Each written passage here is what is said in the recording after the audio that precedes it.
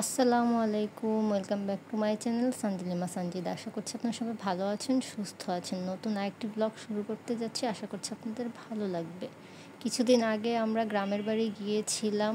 গ্রামে একটা বিয়ে ছিল, সেই বিয়ের উদ্দেশ্যে মূলত যাওয়া আর টুকটাক ঘোরাঘুরিও হয়েছে। গ্রামের বাড়িতে যাচ্ছি, ব্লগ বানাবো এরকম কিছু মাথায় ছিল না। যাওয়ার সময় এত সুন্দর রাস্তা, হঠাৎ আব্বু বলল যে রাস্তা দেখো আর কিছু ভিডিও করে রাখো। তখন হঠাৎ মাথায় আসলো কিছু ভিডিও করে রাখি, পরে আপনাদের সাথে শেয়ার করা যাবে। আমি এবার অনেক বছর পর গ্রামের বাড়িতে গিয়েছিলাম। আব্বুর সাথে গল্প করতে করতে কখন চলে এসেছি বুঝতেই পারিনি। আব্বু হঠাৎ বলছে যে আমরা আর 5 মিনিট পর নেমে যাব। আর রাস্তাটা এত সুন্দর আর এত পরিষ্কার, কোনো জ্যাম ছিল না। এখন অন্যান্য দিন কীরকম হয় আমি বলতে পারবো না। এই তো আমরা চলে এসেছি, আব্বু ভাইয়া আর আমি যাচ্ছি।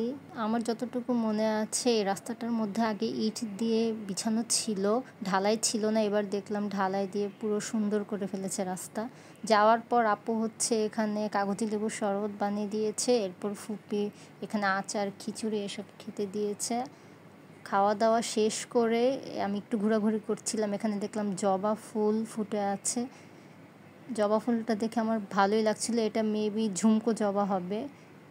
আর এই তো এখানে মনে হয় আমি এদেরকে খুব বিরক্ত করে ফেলেছি, ওরা উঠে চলে গেল। আর এটা হচ্ছে আমাদের বাড়িতে ঢোকার সময় গাছ, পাতাবাহার মনে হয়। আমার কাছে অনেক ভালো লাগে এই পাতাবাহারটা। এরপর কিছুক্ষণ রেস্ট নিয়ে আমরা হচ্ছে ভাগ্যকুল চলে গেলাম। এখানে কাঠের ব্রিজ আছে, তো ভাইয়া এখানে নিয়ে গেল। আর এই তো কৃষ্ণচূড়া গাছ, এত সুন্দর, আমার খুব ভালো লাগছিল দেখে। আর এই যে বাতাসে কি সুন্দর লাগছে।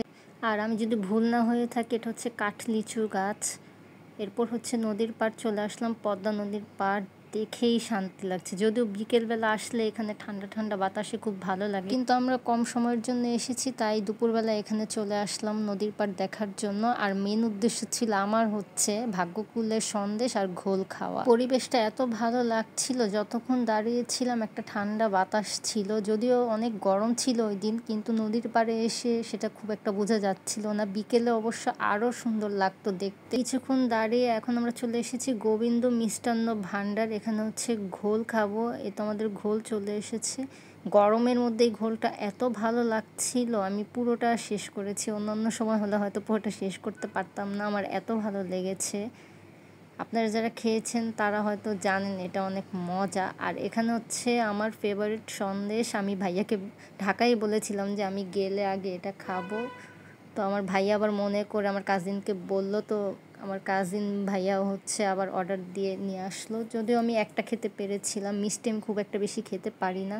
খাওয়া দাওয়া শেষ করে আবার কিছুক্ষণ আমরা চলে এসেছিলাম নদীর পাড়ে। নদীর পাড়ে দাঁড়িয়ে কিছুক্ষণ গল্প টল্প করলাম। আর এখন আমি আপনাদেরকে দেখাবো পদ্মা সেতু। ভিডিওতে কতটুকু বোঝা যাচ্ছে জানি না, তাও আমি চেষ্টা করলাম একটু আপনাদের সাথে শেয়ার করার। এখন আমরা চলে যাচ্ছি আবারও গোবিন্দ মিষ্টান্ন ভাণ্ডারে। ওখান থেকে হচ্ছে একটু ঘোল নিয়ে নিলাম, আমি খেয়েছি আর আমার আব্বু খাবে না, এটা তো হয় না। আমার আব্বুর অনেক পছন্দ, তাই নিয়ে নিলাম। আর আমার কাজিন বলেছিল, ওই কাজিনের জন্য নিয়ে নিলাম। আর এখানে হচ্ছে বাজারে যখন এসেছি একটু ঘুরে ঘুরে দেখছিলাম। এই জিনিসটার নাম আমি জানি না, এটা দিয়ে কী করে জানি না, ভালো লাগলো তাই ভিডিও করে নিয়েছিলাম। এখন হচ্ছে আবারও সেই কাঠের ব্রিজ দিয়ে চলে যাচ্ছি। এখন হচ্ছে বাসায় চলে যাব, কারণ অলরেডি দুপুর হয়ে গিয়েছে আর বিয়েটা দুপুরবেলায় ছিল। বাসায় গিয়ে আবার রেডি টেডি হয়ে হচ্ছে বিয়ে খেতে যেতে হবে। আর এই দেখেন ব্রিজের উপরে কৃষ্ণচূড়া গাছটা হওয়াতে এখানে কি সুন্দর ফুল পড়ে আছে, দেখতে খুব ভালো লাগছিল।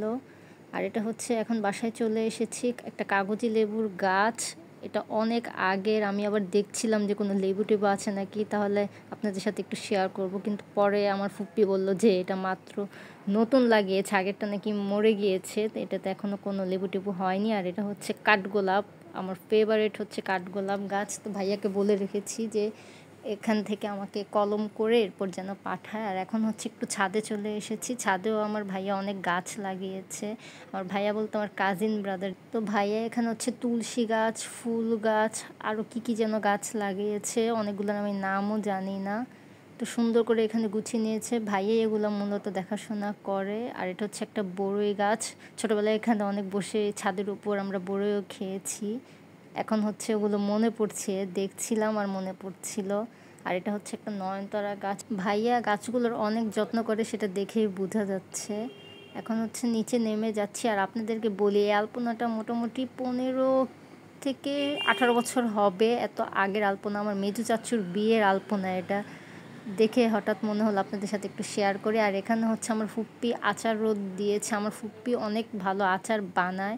এই যে এটা হচ্ছে আমাকে দিয়ে দিবে, এর জন্য বলছে দেওয়ার আগেও একটু রোদ্রে দিবে। আর আমসত্ত্বও দিয়েছে। আমি আবার এগুলো একটু ঘুরে ঘুরে দেখছিলাম। আমার আচার অনেক পছন্দ, ফুপি জানে, তাই যখনই পারে আমাকে আচার পাঠিয়ে দেয়। বিয়েটে খেয়ে বাসায় এসেছে, আমার ফুপাতো ভাই আবার আমাকে কোক এনে দিল, কারণ জানে আমি অনেক কোক পছন্দ করি। এরপর আরও কিছুক্ষণ থেকে আমরা ঢাকার উদ্দেশ্যে রওনা দিয়ে দিলাম।